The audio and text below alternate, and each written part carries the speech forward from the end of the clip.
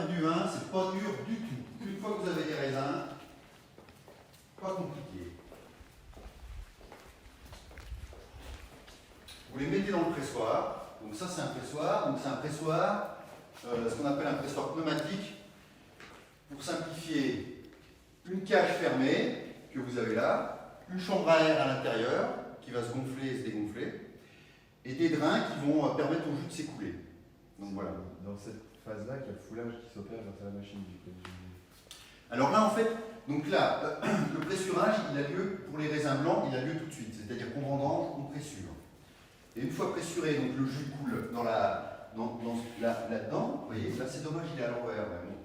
On peut s'imaginer, il coule là-dedans et on l'emmène dans une cuve. Celle-là, par exemple. Et donc dans cette cuve, on va le laisser, pour simplifier, on va le laisser entre 12 et 24 heures.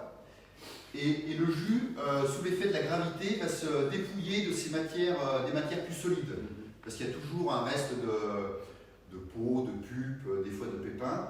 Donc toutes ces matières plus grossières vont aller se déposer au fond de la cuve, sous l'effet de la gravité. C'est une rotation. Voilà, exactement. Et alors, au bout de 12 à 24 heures, en général 12 heures suffisent, on va tirer le jus clair, qu'on va emmener dans une autre cuve, et on va filtrer les matières plus solides, qui sont très intéressantes parce qu'elles sont bourrées d'acides aminés, si vous voulez. Donc ça, on va en avoir besoin pour la fermentation. Ah, ok. Vous réutilisez la... Voilà, donc les bourbes, les matières plus solides, on les filtre avec de la terre, c'est-à-dire que la filtration, c'est bête, oui. Et ça va former un gâteau, et ce gâteau, on va le pousser à travers un filtre. Okay. Et en fait, l'argile plus les bourbes vont faire ce qu'on appelle un média filtrant, à travers lequel on va pousser le vin, on va pousser les bourbes, et ça va filtrer. Voilà. Ok. Ouais. Donc tout ça, on va le mettre dans une cuve. Mettons cette cuve-là. Et donc après, une fois que, donc là, à ce moment-là, vous avez du jus de raisin, on est d'accord, hein, du jus de raisin sucré non fermenté. Vous avez la base. Et donc là, le but du jeu, ça va être de faire en sorte que le vin fermente, c'est-à-dire de faire en sorte que le fructose et le glucose contenu dans le jus de raisin soient transformés en alcool. Et donc ça, et cette transformation, c'est les levures qui vont faire. Alors voilà, alors après, c'est comme on veut, entre guillemets.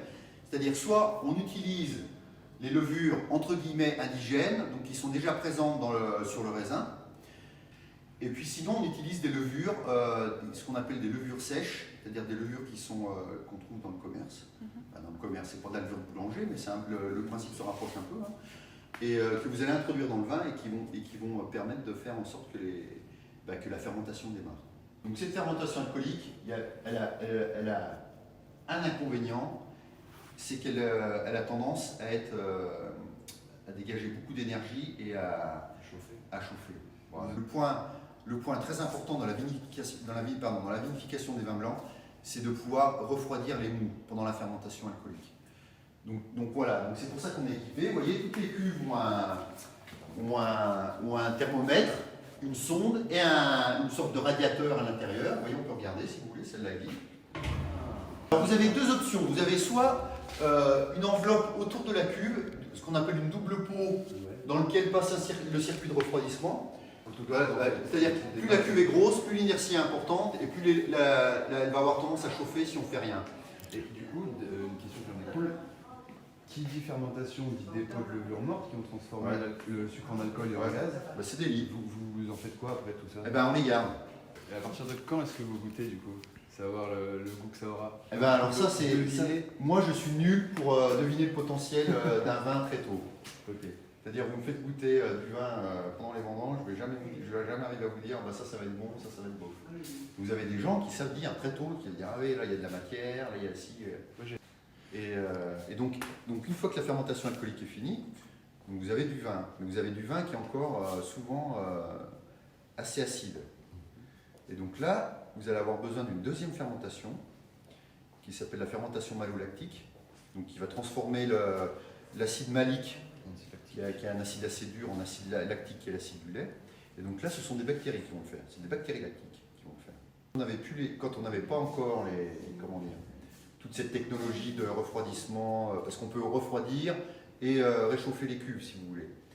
On disait qu'on attendait que les vins fassent leur Pâques. C'est-à-dire qu'au moment où les cuvages se réchauffaient, à Pâques, en général, au printemps, et ben la fermentation malolactique s'enclenchait, parce qu'il faut des conditions de température un peu plus favorables. Il faut des conditions de température au-dessus de 15 degrés, si vous voulez. Pour simplifier, entre le moment où vous récoltez le raisin, mettons mi-septembre, et le moment où vous pouvez commercialiser du vin, le même vin, le vin qui va en découler, vous pouvez avoir 6 mois, voire moins. Vous voyez, donc ça peut être assez rapide. Après, ça dépend quel produit on veut. C'est-à-dire si on... Comment vous dire? Parce qu'après, vous avez la phase d'élevage qui est très importante. Donc, si vous voulez élever les vins, les laisser sur lit... Toujours en cuve. Voilà, toujours en cuve ou en fût, mais dans le Mâconnais, le fût est assez peu répandu. Donc, c'est surtout en cuve. Bah, vous pouvez attendre... vous avez des gens qui élèvent les vins pendant 18, 24, 30 mois des fois. Vous avez une différence. Alors, la différence, elle va être de deux sortes. C'est-à-dire que... Donc le fût, bien sûr, il va vous amener, quand il est neuf ou assez récent, il va vous amener des notes boisées, mais surtout vanillées, ou torréfiées, ou grillées. Un fût, le tonnelier, il choisit les mérins pour faire le fond, ok. Et puis après, sur le fond, il va assembler les douelles. Donc, c'est con, des douelles, j'en ai en haut.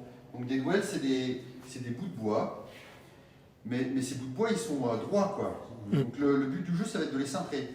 D'accord. Il les trempe dans l'eau et il les brûle. Voilà, et puis après, pour finir le cintrage, il y a le brûlage, c'est-à-dire qu'on a les douelles comme ça, et on met un brûlot au milieu qui va chauffer les douelles et qui va permettre de les cintrer.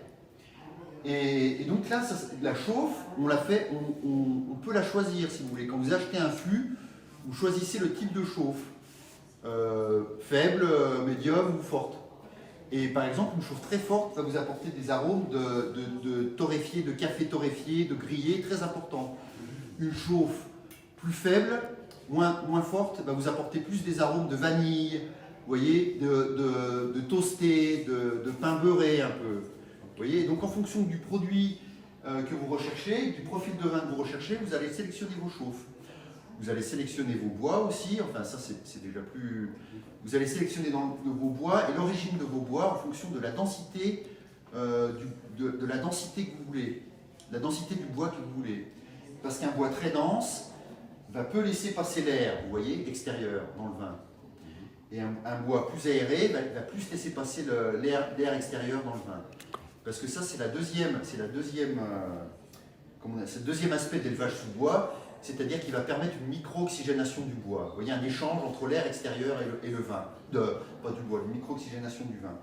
Le vin, c'est comme la cuisine, c'est-à-dire il y a une recette, alors après vous l'adaptez, hein, en fonction avec l'expérience, vous savez comment dire, prendre des chemins de traverse, c'est-à-dire vous savez des fois, vous ne suivez pas vraiment la recette, vous savez que ça va marcher quand même. Mais voilà, il y a